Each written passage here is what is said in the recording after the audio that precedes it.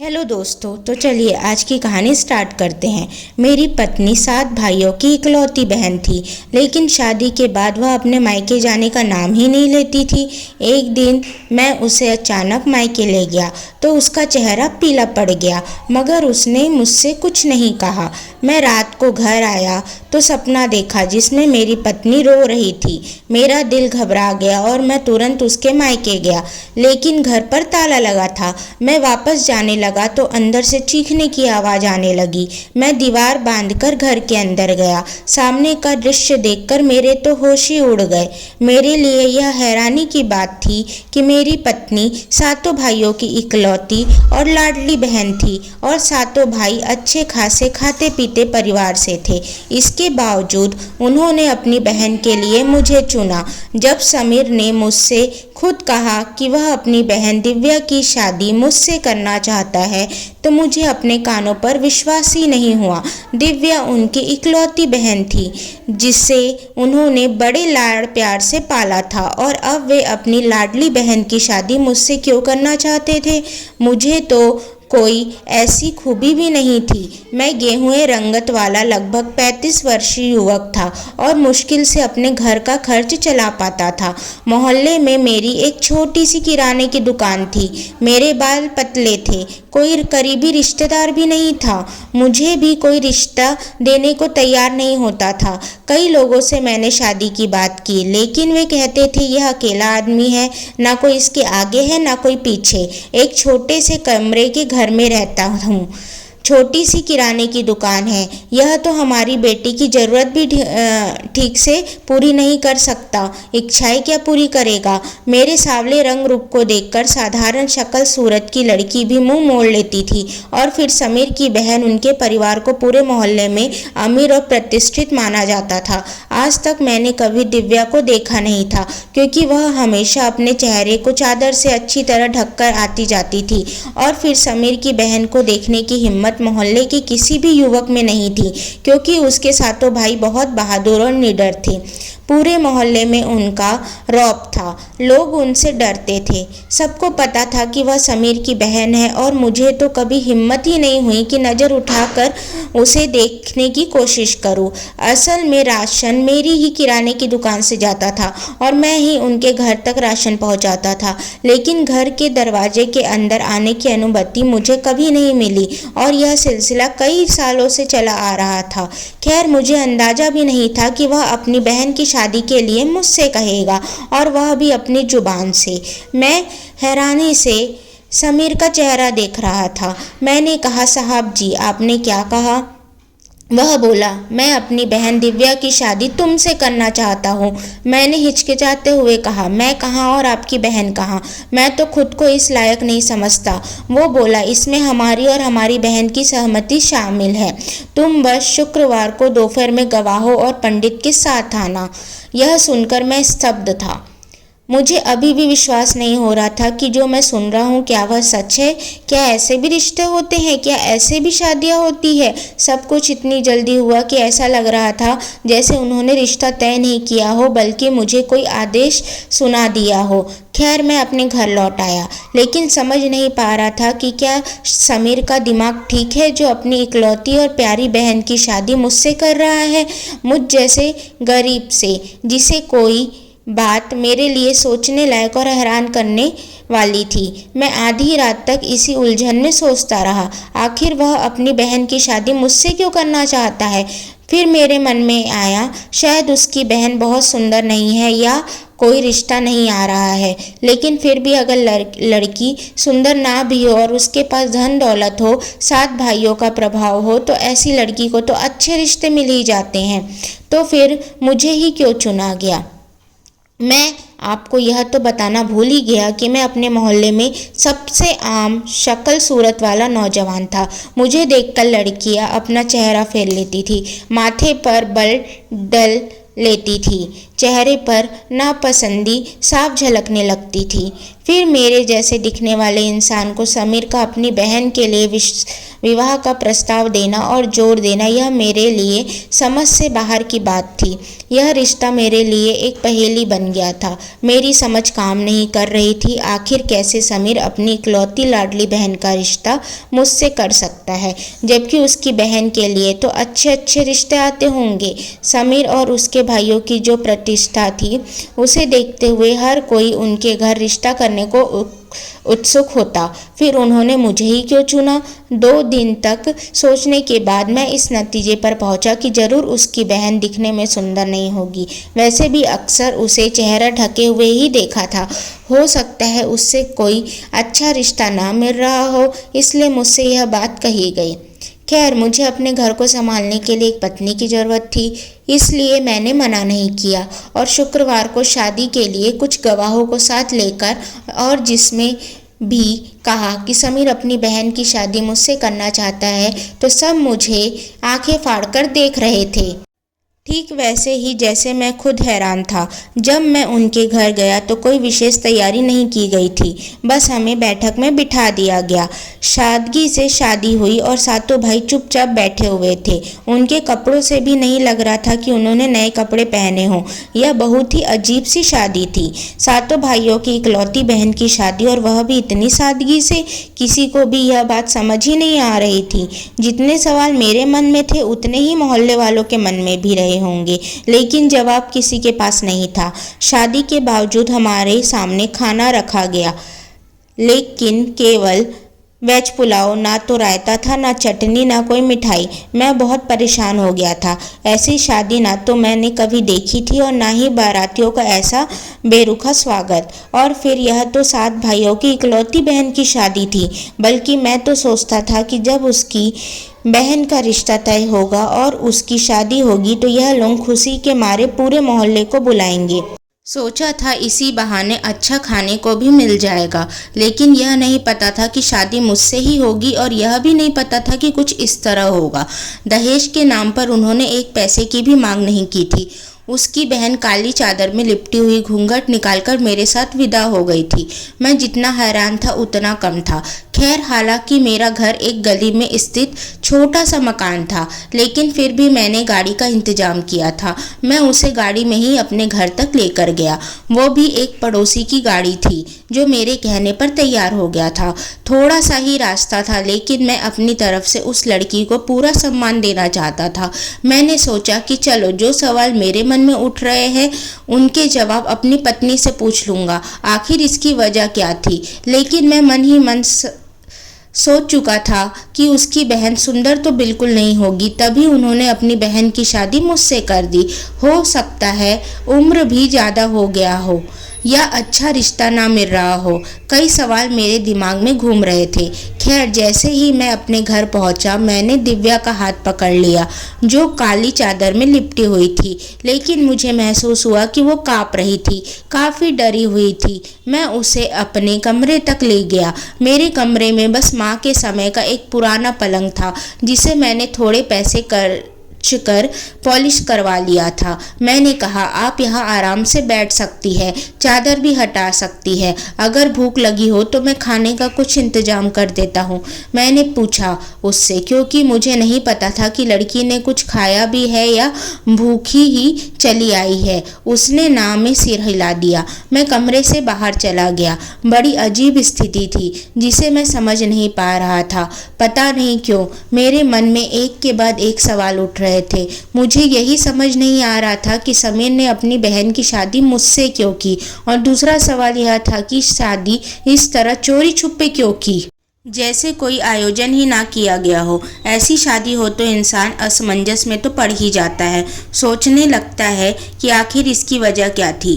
कुछ मैं मानसिक रूप से शादी के लिए तैयार नहीं था, क्योंकि सिर्फ 8 दिन का ही समय मिला था। वो पूरा समय यही सोचते हुए निकल गया कि आखिर अचानक ही शादी क्यों तय कर दी गई। फिर मैंने सोचा कि मुझे कमरे में जाना चाहिए, क्योंकि मेरे हर सवाल का जवाब शायद दिव्या के पास होगा। लेकिन मैं सोच रहा था कि पता नहीं आज की रात ऐसे सवाल जवाब करना उचित रहेगा या नहीं। एक तो शादी के मामले में मुझे वैसे भी आत्मविश्वास की थोड़ी कमी थी, क्योंकि अक्सर मेरी शक्ल देखकर रिश्ते से इनकार कर दिया जाता था। इसलिए खुद मेरी शादी हो जाना ही मेरे लिए एक अनोखी बात थी। फिर एक लड़की से बात करना, और वह भी पत्नी के रूप में, मुझे बहुत मुश्किल लग रहा था। खैर, मैं कमरे में दाखिल हुआ। उस वक्त दिव्या ने चादर हटा दी थी। उसके हल्के गुलाबी रंग का सादा सा फैंसी कपड़ा पहना हुआ था। गहनों के नाम पर कुछ भी नहीं पहना था, सिर्फ हल्का फुल्का मेकअप था। लेकिन जैसे ही मैं उसके सामने जाकर बैठा और उसे देखा तो मेरा दिमाग घूम गया, क्योंकि वह लड़की तो बेहद ही खूबसूरत थी।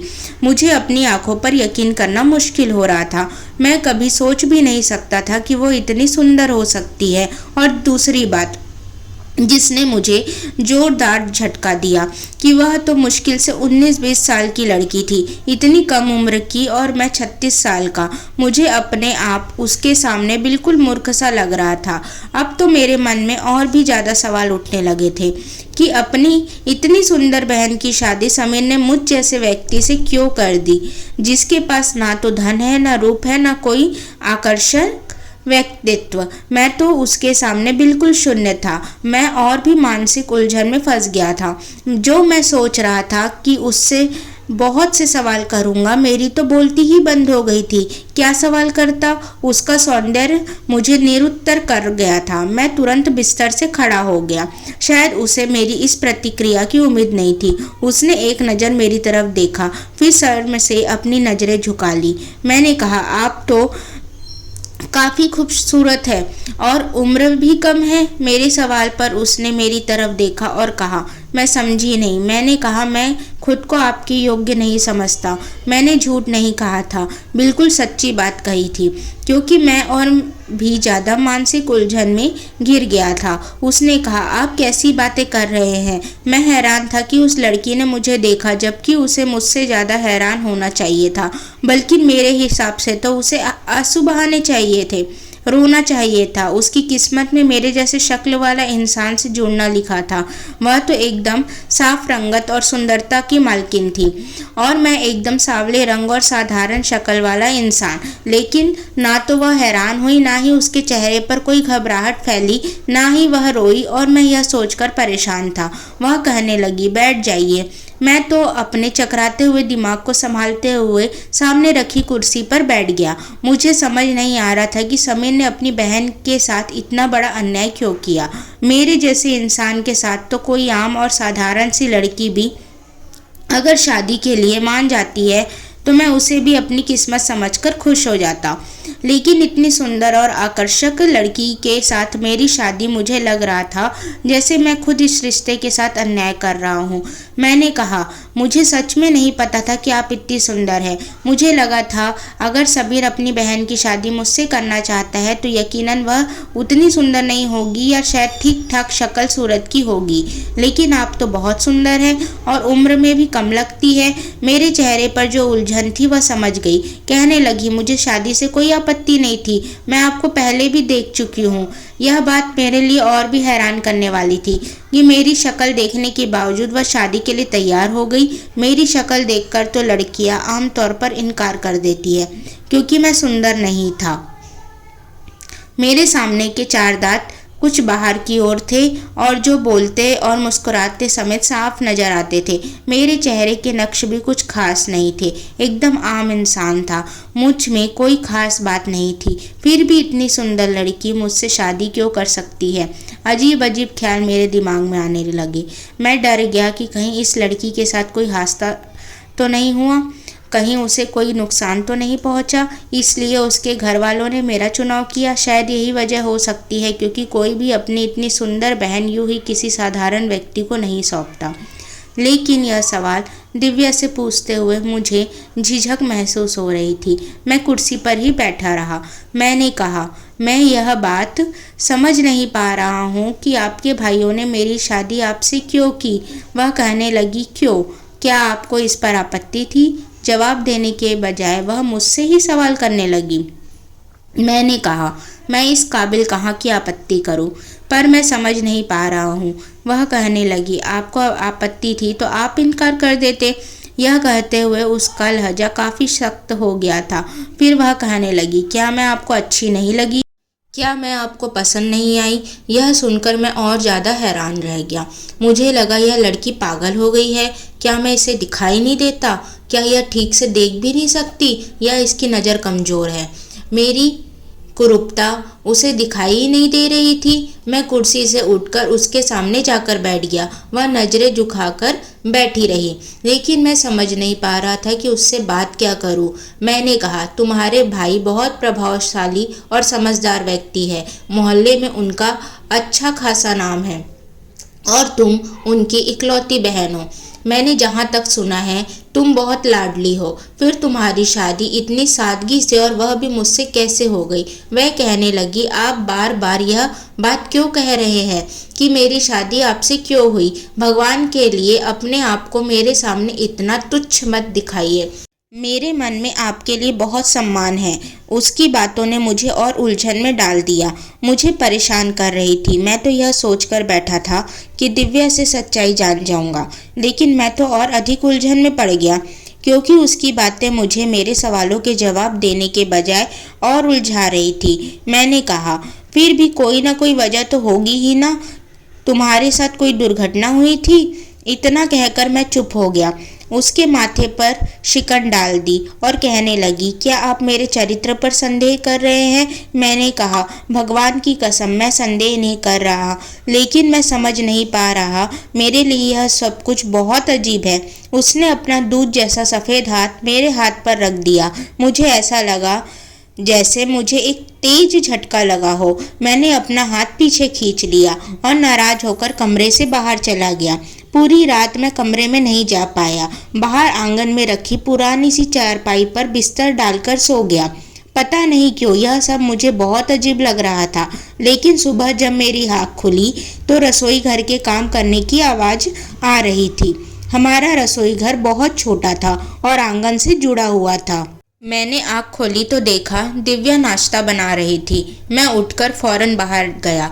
अपनी गलती का एहसास भी हो रहा था कि पहली रात की दुल्हन को मैंने अकेले कमरे में छोड़ दिया और बाहर आ गया। लेकिन जो सवाल पिछले एक हफ्ते से मेरे मन में चल रहे थे वे अब भी वही थे। बहरहाल मैं उठकर रसोई में चला गया। मैंने कहा, अब तुम वहाँ क्या कर रही हो? देखो, मैं नाश्ता बाजार से ले आता हूँ। अच्छा नहीं लगता। रात को तो तुम्हारी शादी हुई है। वह कहने लगी, कोई बात नहीं, कुछ दिन बाद भी मुझे ही काम करना है। अगर मैं अभी कर दूं तो क्या फ़र्क पड़ता है? आप चाय पियेंगे? उसने तुरंत ही बात बदल दी। मैं समझ नहीं पा रहा था कि वह लड़की है क्या। कोई बात नहीं, खैर, मैंने कहा, जो बना लो। नाश्ता उसने मेरे साथ ही किया था। मैंने सोचा जब लड़की को कोई आपत्ति नहीं है तो फिर मुझे ही ज़्यादा सवाल जवाब में नहीं पड़ना चाहिए। अगर वह खुश है तो ठीक है, मुझे भी उसे दिल से स्वीकार कर लेना चाहिए। बल्कि अपनी किस्मत पर मुझे तो भगवान का धन्यवाद करना चाहिए। रात को मैंने अपने कमरे में ही सोया और शादी की रस्म में मैं अपनी पत्नी को मैंने अपने माँ की अंगूठी पहनाई थी, क्योंकि वही अंगूठी मेरे पास मौजूद थी और वह उस पर खुश भी थी। मुझे लगा कि शादी के अगले दिन मेरे ससुराल वाले आएंगे और रस्म के तौर पर अपनी बेटी को कुछ दिन के लिए अपने घर ले जाएंगे। फिर मुझे जाकर उसे वापस लाना होगा। लेकिन कोई नहीं आया। ना कोई आया, ना ही मेरी पत्नी जाने को तैयार थी। मैंने कहा कि हम एक ही मोहल्ले में रहते हैं, फिर भी चलो, मैं तुम्हें तुम्हारे घर छोड़ देता हूँ। तुम उदास हो गई होगी। तुम्हारे भाई भी तुम्हें देखने के लिए बेचैन होंगे। मेरा यह कहना था कि वह नजरें चुराने लगी। कहने लगी, नहीं, मुझे नहीं जाना। मैंने कहा, क्यों नहीं जाना? तुम्हारा मायका है और मैं तुम्हें तुम्हारे घर जाने से क्यों रोकूंगा? वह काफ़ी घबराई हुई लग रही थी। मैं हैरान था कि अपने ही भाई के घर जाने से वह क्यों डर रही थी। मैंने कहा, ठीक है, अगर तुम नहीं जाना चाहती तो कोई बात नहीं। यह कहते ही उसके चेहरे पर मैंने अजीब सा सुकून देखा। मैं घर में कोई भी नौकरानी नहीं रख सकता था। मेरी इतनी आमदनी नहीं थी और मैं हैरान था कि वह लड़की सारे काम खुद कर लिया करती थी। आज तक मैंने उसकी जुबान से कोई भी शिकायत नहीं सुनी थी। यहाँ तक कि एक महीना बीत गया और इस एक महीने में मैंने कई बार उसे कहा कि अगर वह अपने मायके जाना चाहती तो मैं उसे छोड़ आता हूँ, लेकिन उसने हर बार साफ इनकार कर दिया। एक बार मैं जल्दी घर आ गया क्योंकि बारिश शुरू हो गई थी और मेरी दुकान के अंदर पानी भर जाता था, इसलिए मैंने जल्दी से दुकान बंद की और घर चला आया। मैंने देखा कि वह भगवान के पास बैठी जोर जोर से रो रही थी, सिसकियों में डूबी हुई थी। मैं हैरान था कि आखिर उसे हुआ क्या है। मैंने उसे कभी भी इस तरह रोते हुए नहीं देखा था। मेरे मन में अजीब अजीब से सवाल उठने लगे कि जरूर कोई ना कोई बात है जिसे मैं अनजान हूँ। मुझे उसकी हालत समझ नहीं आ रही थी। मैं वहीं खड़ा रहा। जैसे ही उसका रोना खत्म हुआ, अपने आंसू पोंछे और चादर समेटकर पीछे पलटी तो मुझे सामने देखकर वह थोड़ा घबरा गई। कहने लगी, आप जल्दी आ गए? मैंने कहा, हाँ, बाहर बहुत तेज बारिश हो रही थी ना, और ऐसे मौसम में दुकान पर कोई भी सामान लेने नहीं आता। वह बोली, अच्छा, मैं आपके लिए चाय बना देती हूँ, और अगर आपको पकोड़े खाने हो तो वह भी बना देती हूँ। मैंने कहा, नहीं, तुम पहले यह बताओ कि रो क्यों रही थी। मेरे इस सवाल पर उसके चेहरे पर पसीना आ गया, जबकि ठंड का मौसम था। फिर भी वह अपने दुपट्टे से माथे का पसीना पोंछने लगी। कहने लगी, कुछ भी, कोई बात नहीं है। फिर वह कमरे से बाहर चली गई। उसने मेरे लिए चाय बनाई, पकोड़े भी बनाए। उसके हाथों में बहुत स्वाद था। वह बहुत अच्छा खाना बनाती थी। लेकिन मैं अंदर ही अंदर और उलझता जा रहा था। रात को जब मैं सो रहा था, तभी मेरे घर का दरवाज़ा जोर से किसी ने पीटा। मैं और दिव्या दोनों उठकर बैठ गए। मैंने उससे कहा, तुम यहीं रुको, मैं देखता हूँ कौन है। जब मैं बाहर गया तो दो युवक खड़े थे। उन्होंने कहा, रमेश भाई, आपकी दुकान में आग लग गई है। यह सुनते ही मेरे तो होश ही उड़ गए। मैं नंगे पैर दौड़ पड़ा। मुझे नहीं पता कैसे और कब, लेकिन मेरी दुकान सच में जल रही थी। मेरा बहुत बड़ा नुकसान हो गया था। मेरी एक छोटी सी दुकान थी, लेकिन वह पूरी तरह से जलकर राख हो गई थी। मैं सिर पकड़कर रोने लगा। सोच भी नहीं सकता था कि मेरे साथ ऐसा कुछ हो सकता है। करीब 3 से 4 लाख का सामान था दुकान में, जो सब कुछ जलकर खत्म हो गया। 2 दिन से मैं दुकान पर गया ही नहीं था। जाता भी तो करता क्या। दुकान पर रखने के लिए कुछ भी नहीं बचा था, और ना ही मेरे पास पैसे थे। मैं तो उन लोगों में से था जो रोज कमाते थे और रोज खाते थे। मेरी वजह से दिव्या भी बहुत परेशान थी। मैं सिर थामे चारपाई पर बैठा था। तभी उसने मेरा हाथ पकड़ लिया और बोली, रमेश, क्यों परेशान हो रहे हो आप? मैंने कहा, क्या खाक ठीक होगा। दुकान का सामान जल गया। जैसे तैसे घर की दाल रोटी चल रही थी, अब वो भी खत्म हो गई। उसने अपने हाथ की अंगूठी उतारी और मुझे दे दी। मैंने कहा, यह क्या कर रही हो?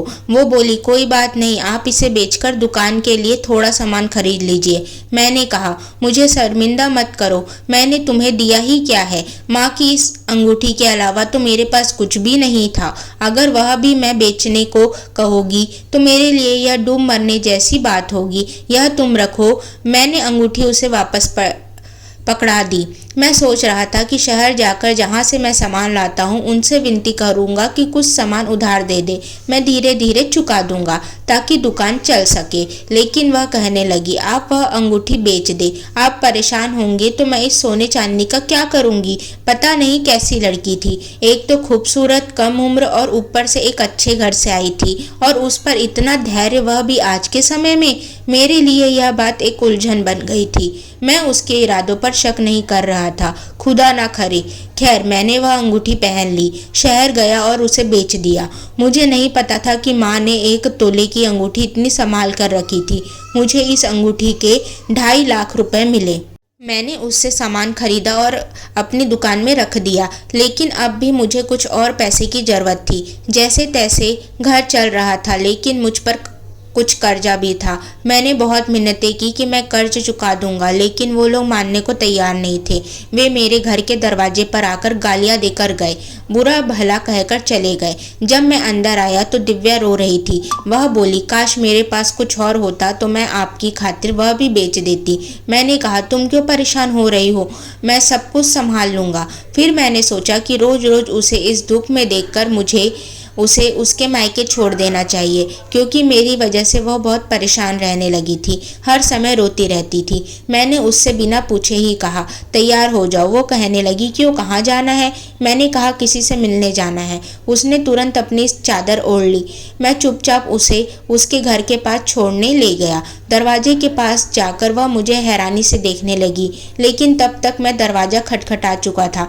दरवाज़ा समीर ने खोला था, लेकिन जैसे ही उसने दिव्या को देखा तो उसके माथे पर शिकन आ गई। उसने मुझे देखा और एक तरफ हट गया। कहने लगा, अंदर आओ, बाहर क्यों खड़े हो तुम लोग। हम दोनों अंदर चले गए। मेरे सामने सिर्फ एक सादा पानी का ग्लास रखा गया और दिव्या यह देखकर सबको घूर घूर कर देख रही थी। मैंने सादा पानी ही पिया।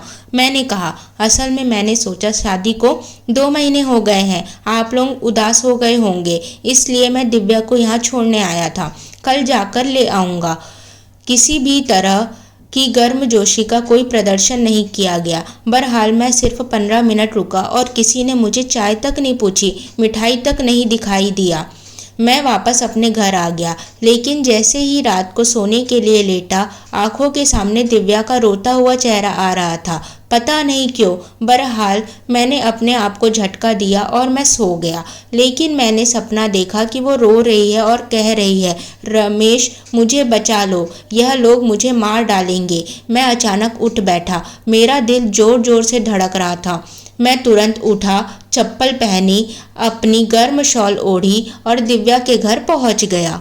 लेकिन मैं हैरान रह गया क्योंकि वहाँ ताला लगा हुआ था। आज तक ऐसा कभी नहीं हुआ था कि उनके घर पर ताला लगा हो।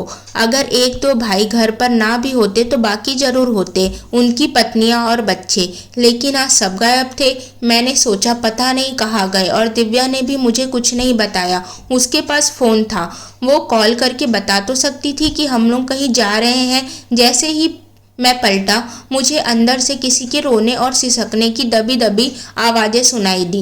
मेरी तो जान ही निकल गई। मैं लंबी लंबी दीवारें झांकने की कोशिश करने लगा, लेकिन कुछ नज़र नहीं आ रहा था। मैंने सोचा मुझे अंदर देखना चाहिए। वहाँ एक लकड़ी का टुकड़ा था जो दरवाजे के पास दीवार से लगा हुआ था। काफ़ी ऊंचा था, लेकिन मैं उस लकड़ी के सहारे ऊपर चढ़ा और दीवार फांदकर जैसे ही नीचे कूदा, मेरे सामने का दृश्य देखकर मेरे तो होश ही उड़ गए। घर का आंगन काफ़ी बड़ा था और उसके किनारे कुछ खाली जगह थी जहां ढीली मिट्टी पड़ी रहती थी, जहां पर एक गड्ढा खोदा जा रहा था और दिव्या के मुंह और हाथ पीछे की ओर बंधे हुए थे। वो मुझे देख रही थी। उसके भाइयों ने उसे पकड़ रखा था और उसे उस गड्ढे में फेंकने की तैयारी कर रहे थे।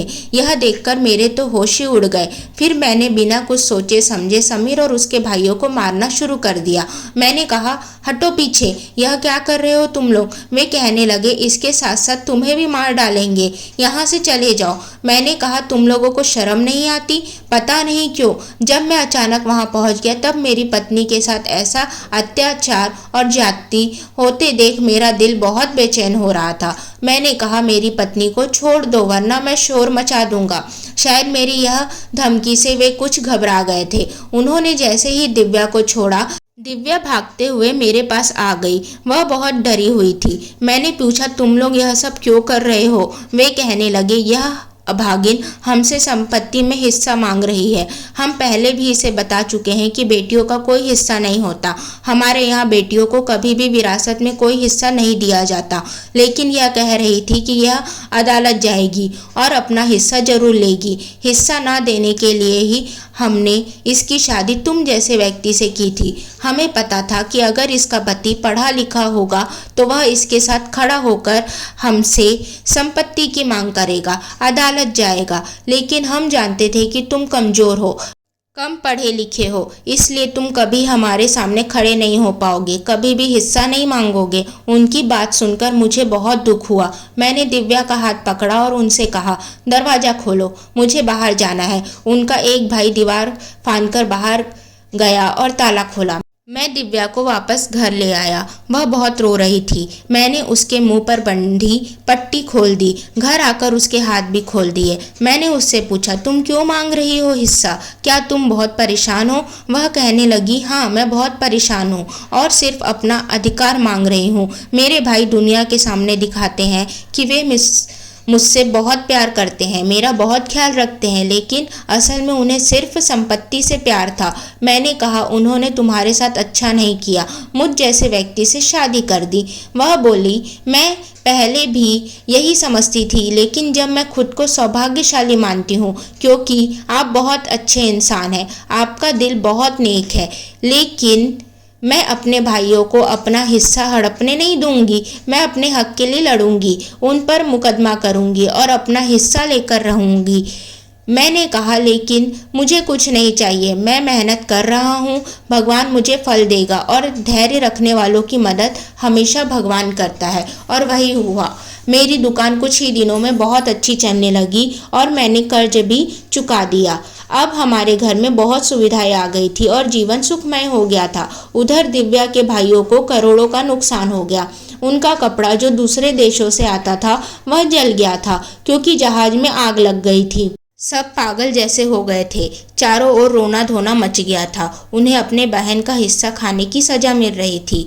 भाई कभी भी तब तक समृद्ध नहीं हो सकते जब तक वे अपनी बहनों का अधिकार छीनते रहेंगे। बहनों की दुआएं भाइयों को कामयाबी दिला सकती है और उनकी बद्दुआएं उन्हें बर्बाद कर सकती है। इसलिए मेरी आपसे विनती है कि कभी भी बहनों के अधिकार मत छीने, बल्कि उन्हें उनका पूरा हक दे। Thank you.